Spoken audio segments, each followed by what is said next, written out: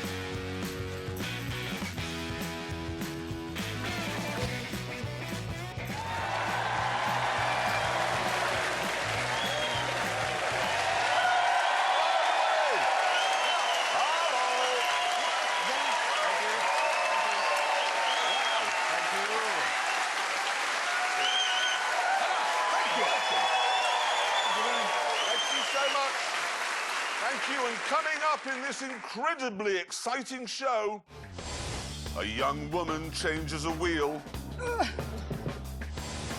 An older woman drinks some lager. And Richard looks at a book.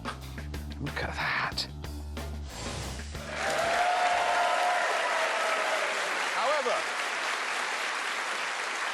However, we begin with a film from James May, who's in his 80s. What? No, wait, sorry. We begin with a film from James May about the 80s. Yes. Thank you. The 80s, a time of marvellous excess, you know, Gordon Gekko and big shoulder pads and, of course, incredible supercars, the greatest of which, without question, was this one.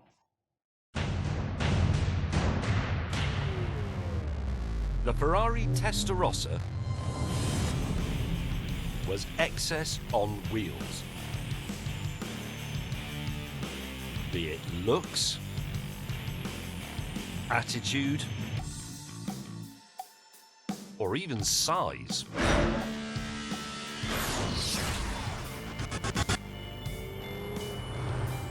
When this car came out, people were absolutely aghast at how wide this car was. I don't mean wide like Del Boy, I mean wide as in width. It was enormous, especially at the back. And it simply oozed charisma from every one of its slatted panels. It was unquestionably the only car that could star in Miami Vice. Away. The price of this car, when it went on sale in 1985, was £62,666. That is, as I'm sure you know, the number of the beast.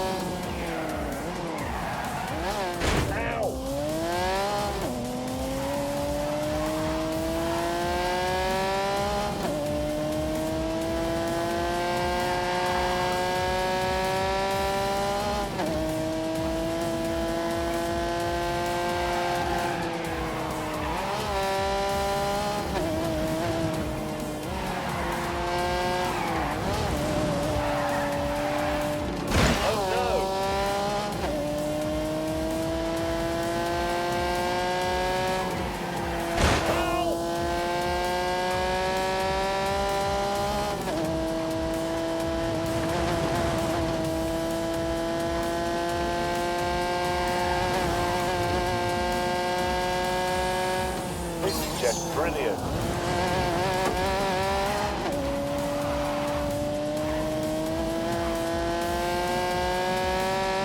And when you unleashed its 5-litre V12, it would do 180 miles an hour. That was an astonishing figure for the time.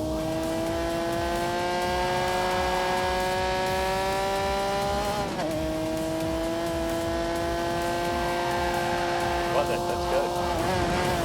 Rubbish. Oh, no.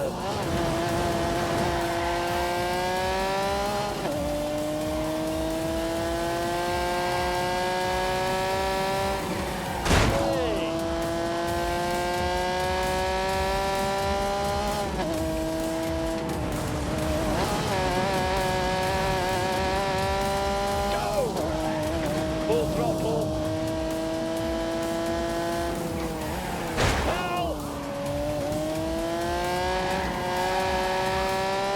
Here comes a really dangerous bend.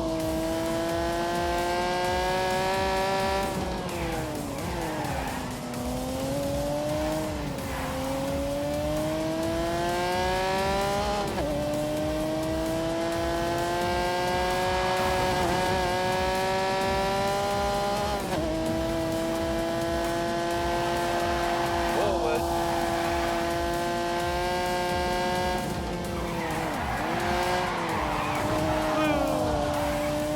Rubbish. Go.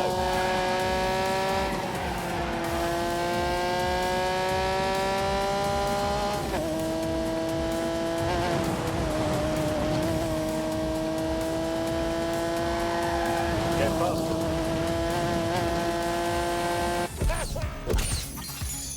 In fact, Enzo Ferrari loved that show so much, he actually gave its star, Don Johnson, his own Testarossa. And Don was just the tip of the celebrity iceberg. Rod Stewart had one, Elton John had one, Mike Tyson had one, O.J. Simpson had one, and presumably wore driving gloves. If the 1980s were the era of excess, then, well, this was the perfect car for the era. I'm afraid Mr. May has just been wasting your time, rather, because that is not the ultimate 80s supercar. This is. For sheer over-the-topness, nothing comes close to the Lamborghini Countach. Alongside it, the Testarossa looks like a family hatchback. If you think the Ferrari is wide, this is even wider. And the Testarossa's doors don't open like this. This version of the Countach, the LP5000, was launched in 1985 specifically to put the Testarossa back in its box. Its 48-valve, 5.2-litre V12 could take the Countach to 186 miles an hour, or to be precise, more than the Ferrari. Go! Thing is, supercars, to me, are all about being the ultimate. Doesn't matter what that is, but it has to be an ultimate. And this is the ultimate bedroom wall poster car. When I first saw one of these as a kid, it lit a flame in my heart. And when I saw one today, as a middle-aged man, that same flame roared into life.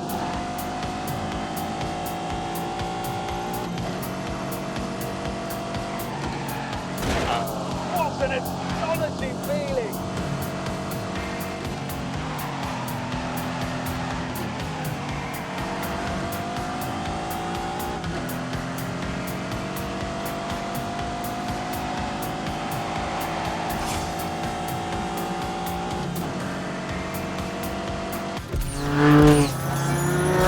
And this incredible machine came from a company that didn't have half the resources of Ferrari. Let me give you an example. This car might look super aerodynamic, like a missile, but in fact, it never saw the inside of a wind tunnel. They couldn't afford to put it in one. So instead, they ran a prototype up and down the motorway with bits of wool stuck all over it. I love that. Oh, hello. Here he comes.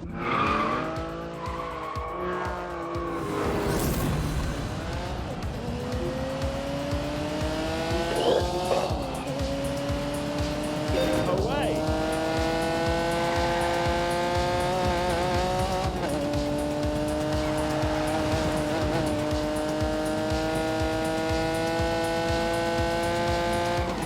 Oh, that's interesting.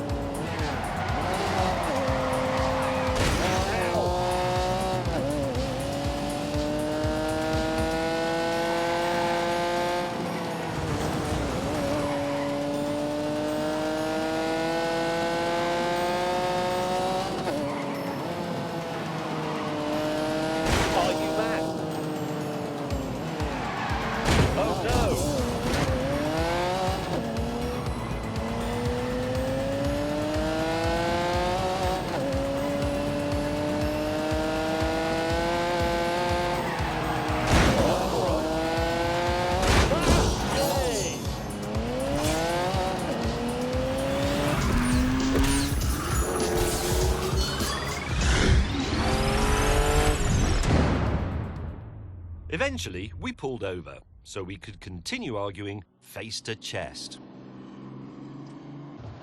Oh, the brakes are brilliant. On the line, Right. Oh, that's not... That doesn't help much in there. you can't see behind you, can No, you? I just want to be really accurate, and you can help with that. That's in the way, and that's in the way. That's why the early ones had a periscope. Unable to agree on anything, we decided to take a more intellectual approach by having a drag race. Now, on paper, the Lamborghini is faster, definitely, but as we've already observed, Lamborghini were a bit fast and loose with their performance figures back in the day. So now, finally, we can find out for real.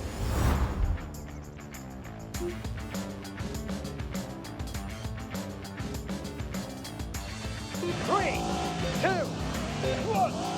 Oh, bugger. Go, go, go.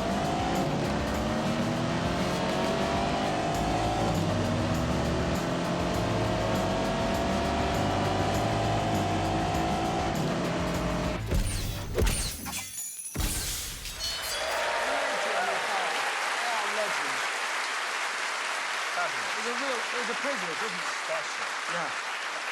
Couple of things I think you forgot to mention in that film. Hang on a minute. What? By attacking those cars, you are destroying the very foundations of everything we love and hold precious. And now it's time to destroy them a little bit more by seeing how slowly those cars go round the Ebola-drome.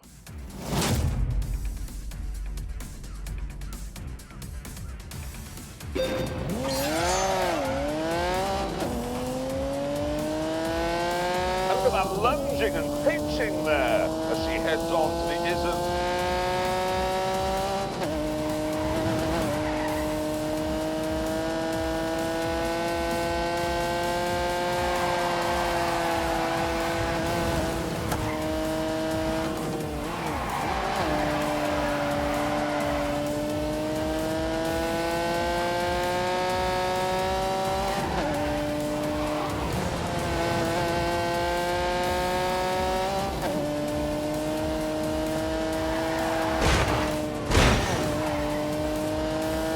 Back towards Old Lady's house, bringing out that lumbering towards substation.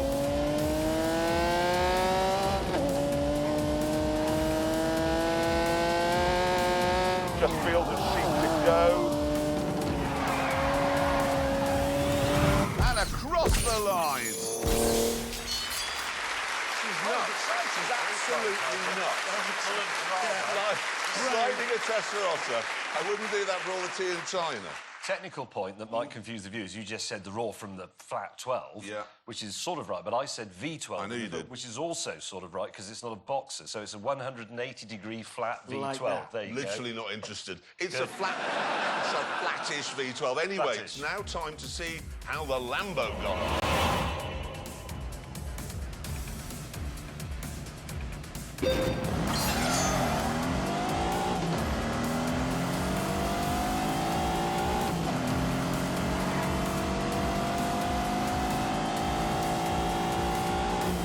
Easing off to the second curve on the straight. Back on the power towards your name here.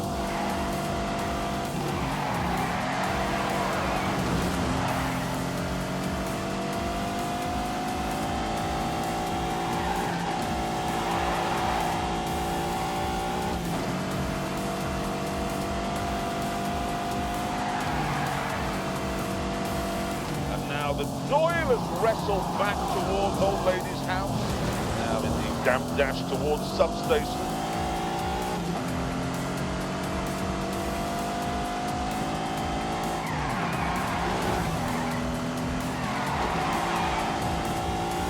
And there we are across the line.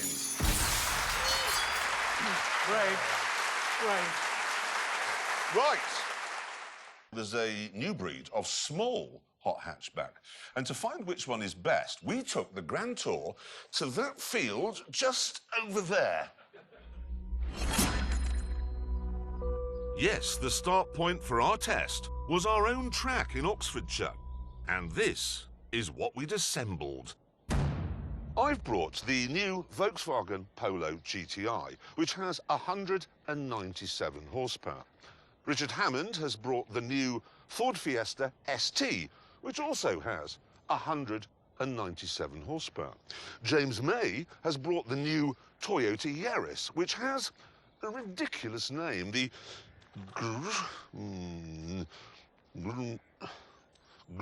how do you say that? Gruminer. It isn't Gruminer. There's no at the end. It says Grum. Yours is a brown car. It's not brown. That is brown. Oh, yeah, it is. It isn't. It's mushroom. The cameramen know about colour. Is it brown? It's brown. Definitely brown. It's brown. But There you it's go. mushroom. At this point, we decided that instead of arguing about which car was best, we should do some actual tests, starting with a pursuit race.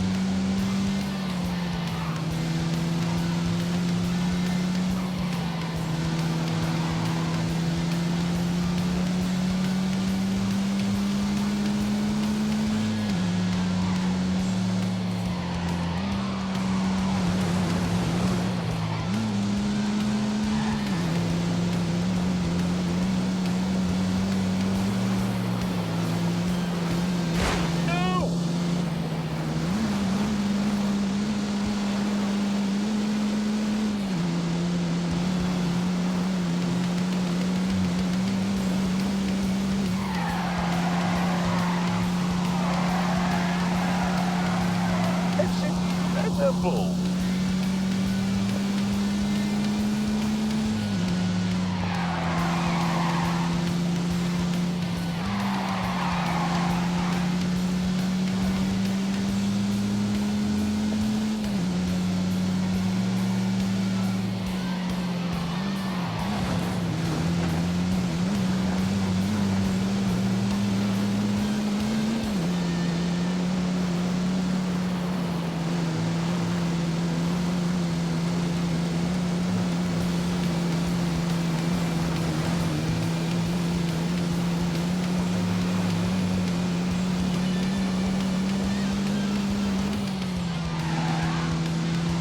For God's sake.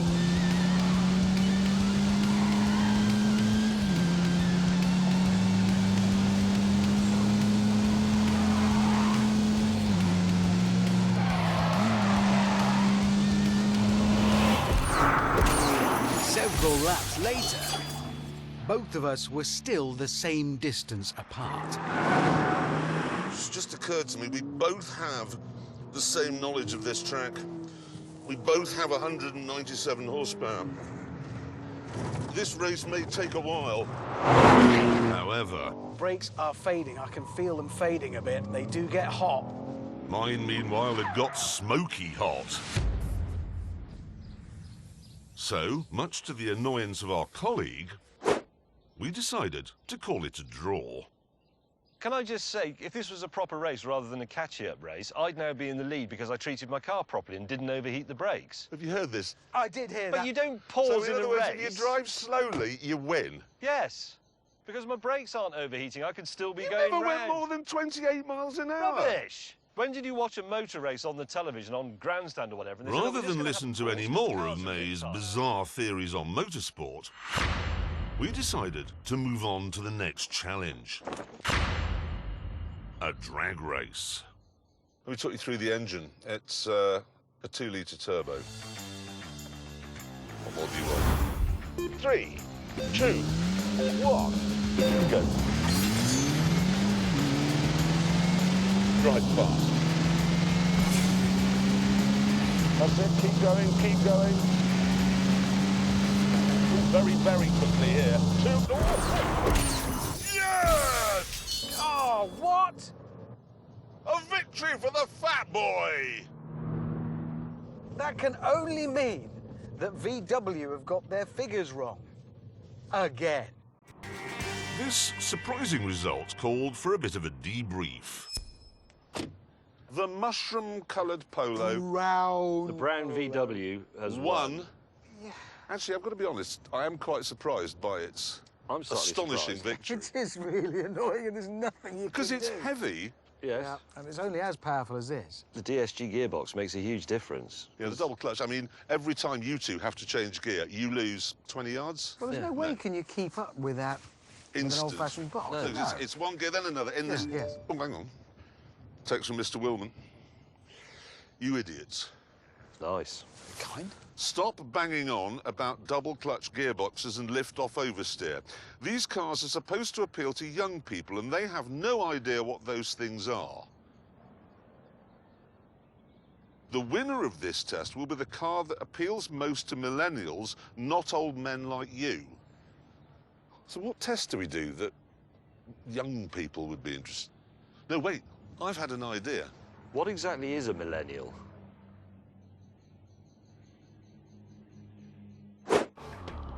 Once we'd explained this to James, we left the test track and began our new youth-friendly road test.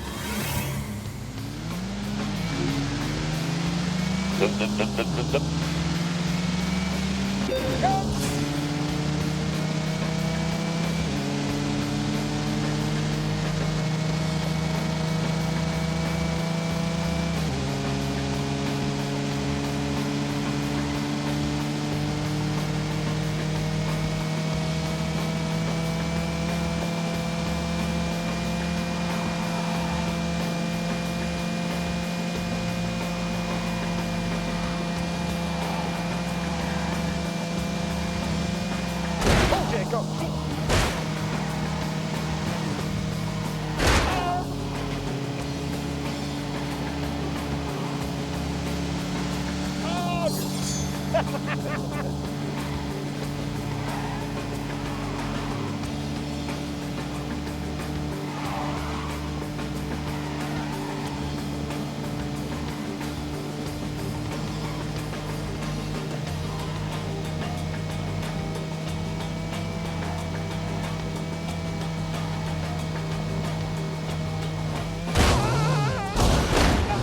Terrifying! Oh, where?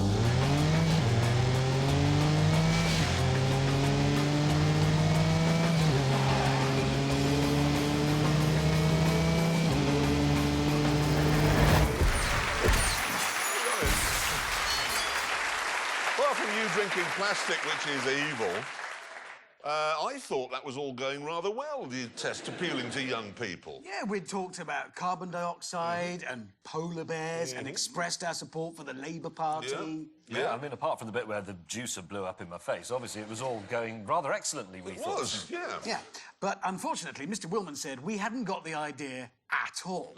And that to really appeal to millennials, we had to somehow get our cars in the Mail Online. Now, this was a bit of a problem for James, who claims he's never read the Mail Online. I haven't. You're not really the Mail's target audience, James. What do you mean by that? Well, you're not a mealy-mouthed, bitter person who believes that everyone who is luckier, better-looking, richer and more talented than you are should be torn to shreds and executed.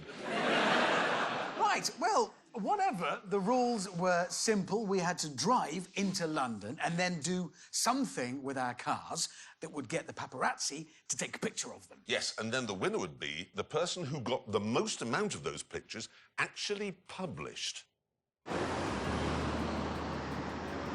I decided that what I'd do was take my wife out for dinner at the glittering Bluebird restaurant on the famous King's Road. It's a popular haunt for the paps, this, and I felt sure we'd be snapped getting out of the little Ford. Okay, right, so remember to smile and look like you really like me.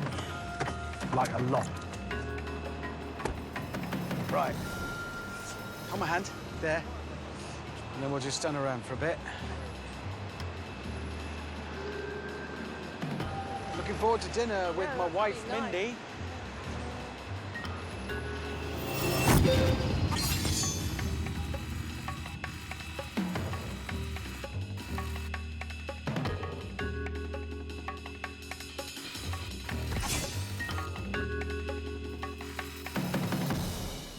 Jeremy, meanwhile, had decided that to get himself noticed, he'd have a puncture and then get a celebrity like Binky Felsted to help him mend it. Did you grab the spare wheel? Really?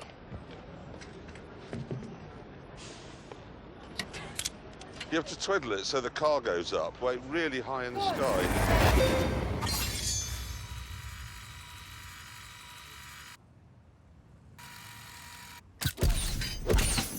Come on, get back into this. Exhausted.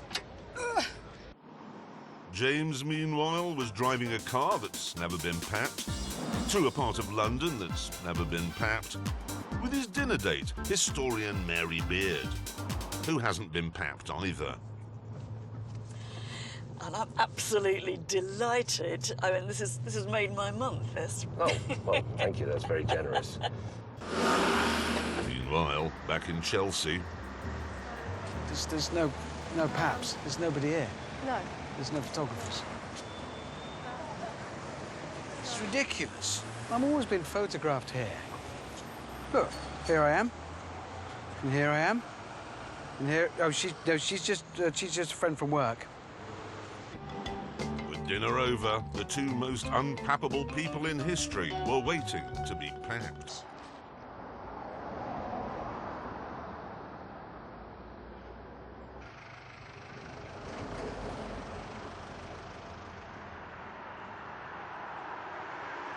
I just had a thought.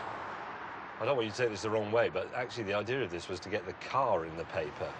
Well, no, because I should have parked it outside. Excuse me.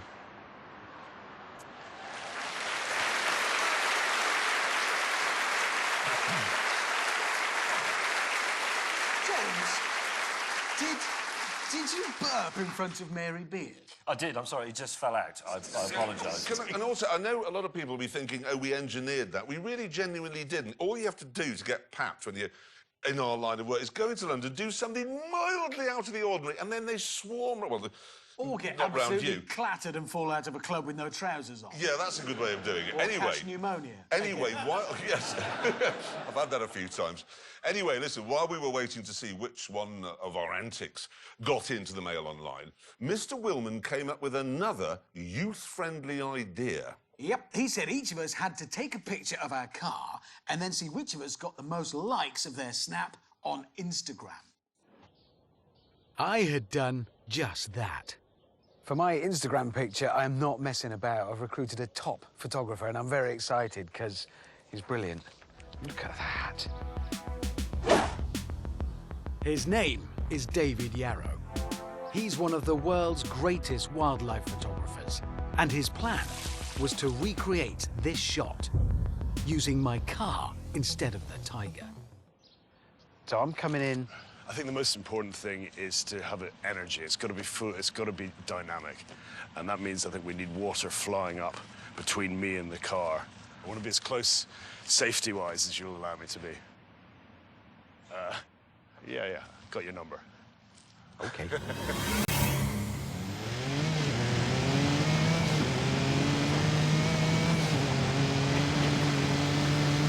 Okay.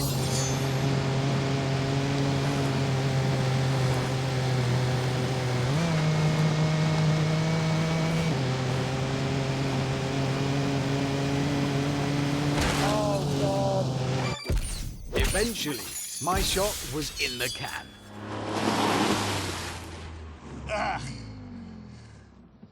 As was May's. And so, after no work at all, was Jeremy's.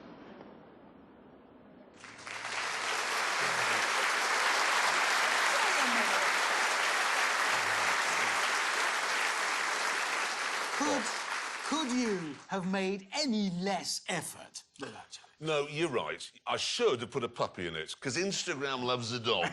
Yeah. Anyone on Instagram, it's all just dogs, basically. Anyway, with our pictures posted on Instagram, we were all given another challenge to see who could get the most views of their car on YouTube.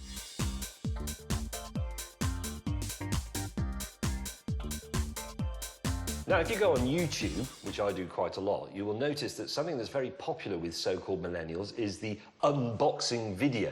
It's usually something like an idle student with nothing better to do, simply taking something they've bought out of the box and talking about it. Hey, what's up? What's going on, everybody? The delivery guys just left, got it here, and haven't even taken it out of the box yet. I got so This excited. bloke is unboxing a new television set he's bought.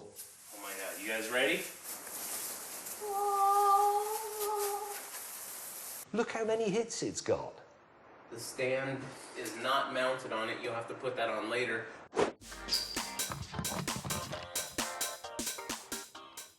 Hi guys, it's May. Welcome, brothers and sisters, to my latest unboxing video. And this is a big one. It's a car.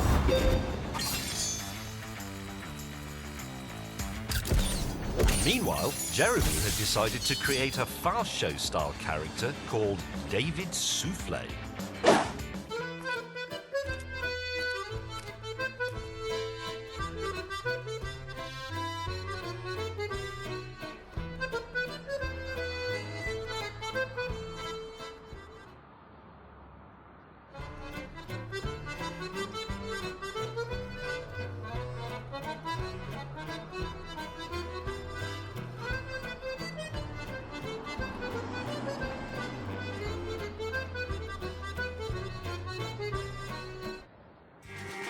Back at the airfield, my next stunt was ready. Right, now down there is a man. I don't know his name, but it doesn't matter because in a moment I'm going to run him over. 3, 2, 1, begin! And here we go. Yes! Didn't kill a man.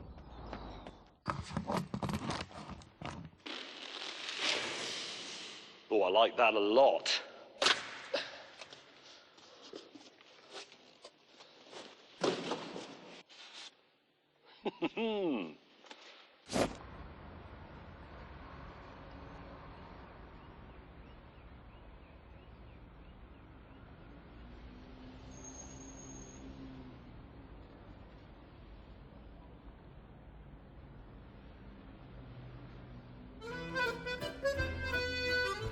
That was an impressive stunt. Cool, yeah. That's pretty for that.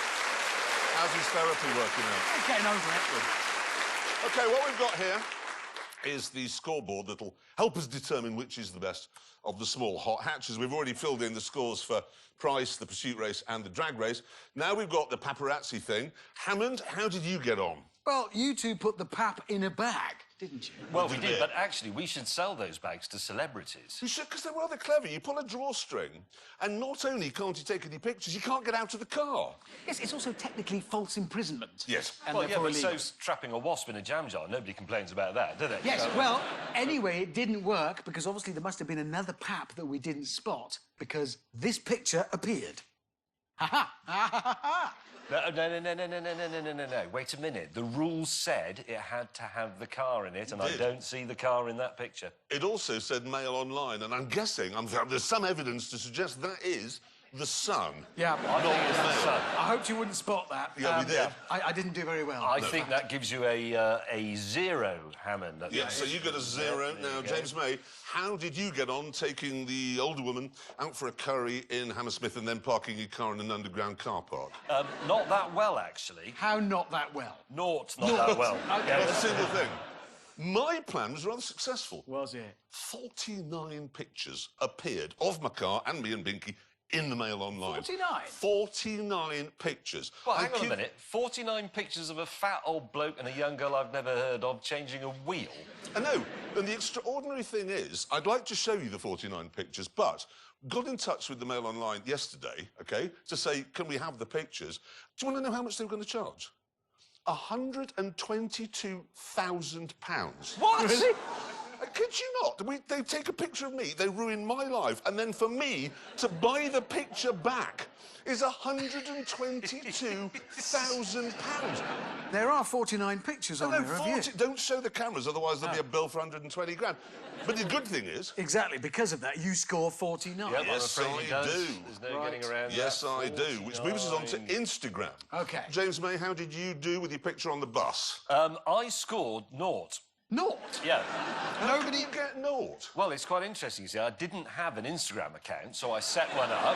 No, but That's a hang on. surprise. No, but I set one up, and then as I was setting it up, I realised there was someone else on Instagram pretending to be me. So I filled in that reporting thing that pulls down, you know, and I sent it off, and all credit to Instagram, they reacted very quickly, by that afternoon, in fact, and they shut me down. You? Yeah, they didn't shut down the fake James May. They shut the real one down. They So- killed the wrong James May. Yeah. OK, well, that's quite interesting. What's interesting me, though, is that there's a man somewhere out in the world, or woman, who's thought, I could pretend to be anyone I like. I shall pretend to be James May. I know. It's not very ambitious, Why is wouldn't it? you be is George remarkable. Clooney? I know, but anyway, the net result of that, as they say in the army, is that I have naught. Naught. You're Yes. doing very well I've here, got aren't one, you? yeah. This is So, Hammond, how did you get on? Well, my picture was brilliant. Look at it. It's up. Look at that. No, that is, good. apart Yeah. from the slogan with the sexual that intercourse was- enthusiast, yeah, it was awkward, yeah. that is an amazing photograph, granted. So, how many people have viewed it and liked it on Instagram? 9. Well, they block you as well. 9. No. You see, I don't really do Instagram, Yeah. so I don't have many followers, so only 9 people have seen it. Oh, dear, because I got 54,000. Oh, for God's sake! Yes, but you do Instagram. Yes, I do. So you got lots Yes, of I did. followers. So put 54,000. Hang on a minute. Let's look at this in a more positive light, Hammond. He has got 1.6 million Instagram followers. Yes. So 1.46 million people actively didn't like his picture. Ah! That's a good way of looking at That's it. a lose, It wasn't really. my best work, I admit. It was a hurried shot. What was it? 54,000. That does change the scoreline a bit. Change the doesn't it? scoreline a lot, because I'm now on 54,053. Right, And okay. you're on 1. Yeah, I'm on one. Anyway, it gets worse, I'm afraid, for you two, because YouTube. Go on. I didn't add them all up, but my first David Souffle video on YouTube, 266,000 views. God. More than 250,000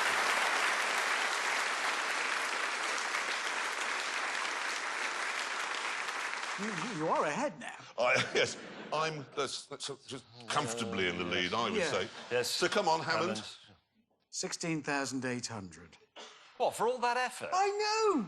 I don't get it either because I gave it a really cool, tempting caption. It said, look, epic street fight broken up by Ryan Gosling and Channing Tatum whilst Prince Philip tightrope walks between 2 cars. Who you doesn't actually- want to look at that? You actually put that as the caption. That's what it said. It's clickbait, And then the isn't it? YouTube millennials Yes. thought, no, I'd rather watch a cat going. Well, they That's must have done. ridiculous. That is, I'm sorry, that is pathetic. Young people, you're pathetic. Right, so there we are. Those are the scores at the moment. You're out. Yes. And James, I'm looking and I'm thinking, and just in quick adding up, unless you manage to find 325,000 people who are prepared to spend 16 minutes, because that's how long that unboxing video was, 16 minutes watching you taking a small Toyota hatchback out of a cardboard box, I've won. Yes.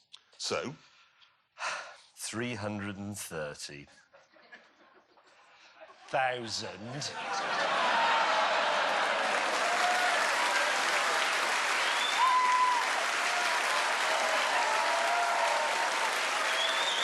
getting in a car out of a box. Oh, he's doing the dance.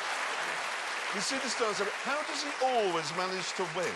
Well, I think on this occasion it was partly because you tried to appeal to millennials by creating a fast show type character when nobody under 40 has ever heard of the fast show. No, that's exactly right. You might as well have done the comedy adventures of Neville Chamberlain in 1939. That would have been better.